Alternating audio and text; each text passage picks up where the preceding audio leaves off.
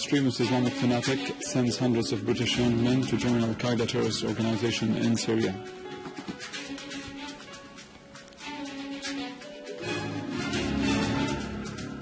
Geneva consultative meeting today would define the date of the Geneva II conference to find a political solution to the crisis in Syria.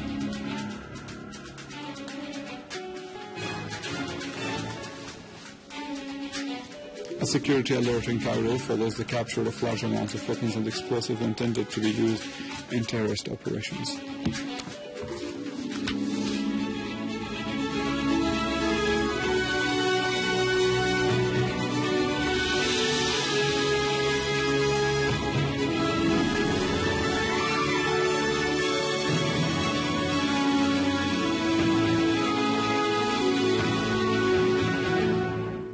Good afternoon, this is News in English from the Syrian Arab Television in Damascus.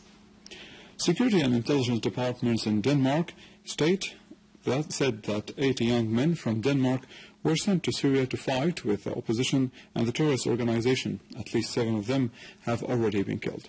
The British paper, The Independent, revealed that the fanatic extremist Angam Chowdhury, who lives in Britain and receives financial support, leads a large network to recruit young men from Britain to smuggle them into Syria and to join al-Qaeda terrorist organization there.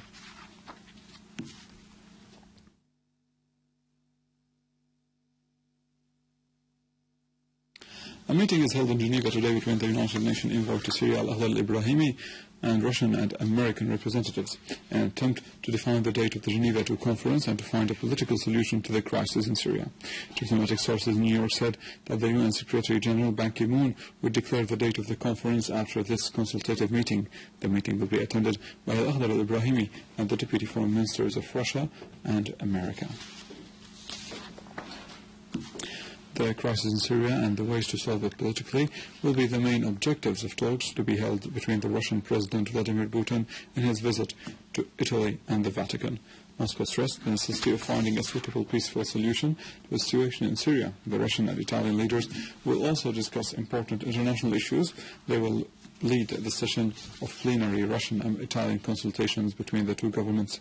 In the same context, the Italian Foreign Minister Emma Bonini asserted that there is no alternative to the political solution in the Syrian crisis. She also expressed Italy's support for the endeavors to hold the International Geneva II Conference on Syria.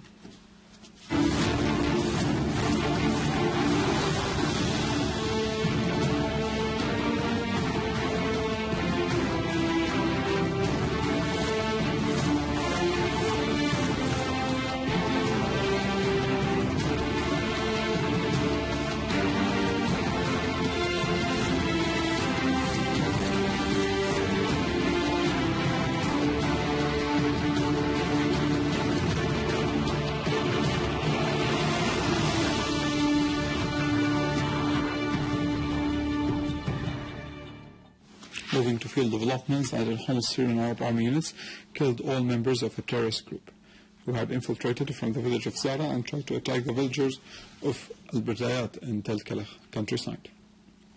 Syrian Arab Army forces also repelled an attack by terrorists on the guarding posts of a Western dam, killing dozens of the terrorists and destroying their weapons and ammunition. Also, Syrian Arab Army units eliminated several terrorist groups between the villages of Ad-Dal al-Kabira and Al-Khalidiyah. In the city of Homs, Syrian Arab Army units carried out a qualitative and specific operation against the terrorist gatherings in the neighborhood of Jurat al-Shayyah, destroying 3 hideouts by the terrorist leaders near the Mosque of Al-Jura and in the vicinity of the endowment building, killing many terrorists. Also in Idlib and in the countryside of the governorate, Syrian Arab Army units carried out a qualitative operation, destroying the terrorist gatherings and hideouts in a number of villages, killing many terrorists. After one day of the Iranian agreement with the group of 5+1, which is described as historical and the agreement of the age, Iranian Foreign Minister Mohammad Javad Zarif stressed that the Iranian steadfastness managed to gain Iran its right to peaceful nuclear power enrichment.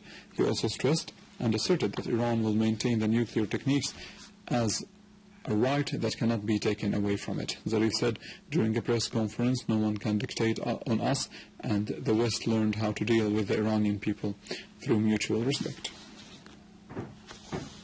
The French Foreign Minister Laurent Fabius announced that the European Union would begin to reduce sanctions imposed on Iran starting from next month.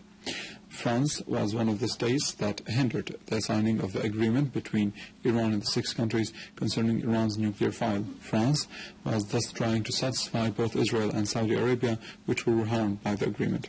However, France ultimately approved the content and the international approval of this agreement.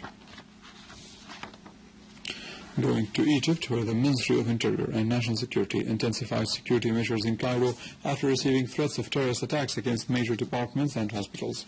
The security forces captured large amounts of various weapons and explosives. The Assistant Interior Minister said that the campaign also resulted in capturing terrorist organizations and nearly 100 prisoners who had fled from various jails during the January revolution in Cairo and other cities. The security forces also captured large amounts of drugs.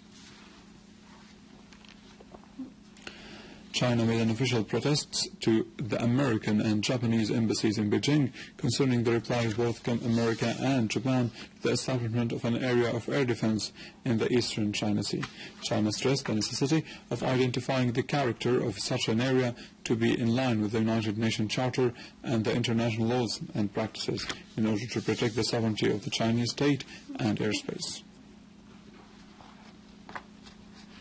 With this, we come to the end of our news for today. For more details and to view this bulletin again, you can visit our website in English, www.syriaonline.sy. Stay with us after the break, the latest in economy and finance.